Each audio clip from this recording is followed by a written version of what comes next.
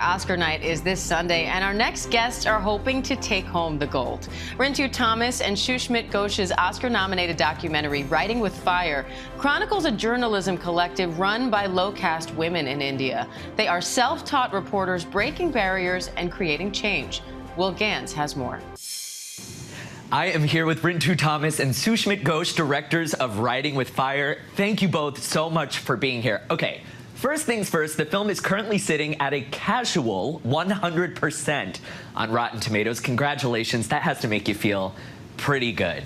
Yeah, I think if not an Oscar nomination, but definitely that's the audience speak, so feels very special. Thanks for noticing that.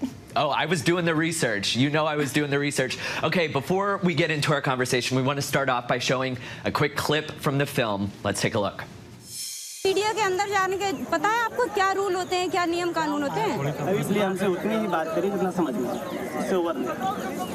तो वही मैं आपसे कह रही हूँ कि आप जितना मुझे समझाने की कोशिश कर रहे हैं, इतना शायद अगर आप बोल देंगे मुझे मेरे कैमरा के लिए तो ज़्यादा बेटर होगा। So we saw in the clip how people don't take these journalists seriously, which is part of the inspiration that drew you to make a documentary about this. How did you find out about these women in the first place, and what made you decide to film this documentary? We got to know about Khabar Lahariya's story through a photo story that we saw online. A photographer had done a stunning piece on a woman distributing newspapers in an arid landscape, media dark village of Uttar Pradesh, and she had, and the story talked about how she had reported on and had produced and was now marketing the newspaper, which was India's only newsroom run entirely by women from marginalized communities. All of these words sort of like jumped out at us. We were curious about them, and when we met them, we got to know that they'd been around for 14 years as print journalists, and it was a very historic moment in their life when we met them, because they were deciding on whether to pivot to digital or not. And what was interesting was most of the women in the newsroom had never even touched a smartphone. It felt like a very interesting cusp in time for us as outsiders to enter the story and to really see, spend more time with the women and to see this journey through their eyes. I want to talk about that scene when we see them navigating these smartphones for the first time, transitioning to digital to survive. Sushmit, as journalists, why was that such an important moment to witness? I mean, it was interesting. They were at an interesting cusp, 14 years of print shifting to digital, and they had figured out that that was the way forward. India has one of the largest mobile phone markets in the world. Data rates are very cheap, and you might not have electricity at home, but you'll definitely have a smartphone. You say you got lucky, but you were spending half a decade with these women and making this film. So a little bit of luck maybe, but a lot of hard work. Rintu, as filmmakers, what lessons did you learn from these journalists after following them and for filming and learning their stories? I'm so glad nobody told us that it would take 5 years, because I would have abandoned it right there.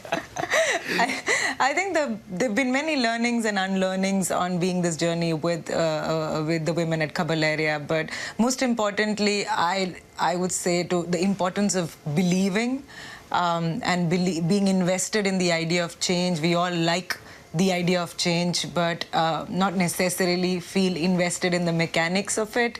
This is a film about people who are changing the world with us, and we have a lot to learn from them. Sushmit, what stuck out to you the most about how these Dalit journalists are defying the expectations that society is putting on them? I think, we live in a fractured world, and more we seem to be losing hope about our place in it. And one of the things that struck out was their lightness of being as well, their wit, their humor, and I feel that was something that was really important for us to amplify. And a lot of times when people watch the film, they come out of it going, hey, I didn't expect the mood and the tone of the film to be like that. And I think that was really important for us to talk about, that the times that we are in, change making and creating value is so important and significant. And what struck me was the way in which these journalists were doing it, staked up against the highest stakes that you can imagine, and yet consistently chipping away at systems of power and patriarchy with a smile on their faces. Speaking of a smile on their faces, Sushmit, what will you do if you win this Oscar? I think I'll go wild. Well, when the nominations came out, there's this video that went viral back home in India, and Rintu was essentially recording our reactions, and I don't think we really expected to make the final 5, because it's never happened. I mean, there is no cultural reference way back home in India for a documentary by Indians to get nominated. So that for us was sort of like an authentic moment of happiness. But I feel that just being here has started a lot of conversations, not only back home, but across the world, about how far an independent film, independently produced by filmmakers from the global south, can come. And we've been able to build community and love for this story. And that's something that we truly cherish and hold close to our hearts. I will authentically go wild.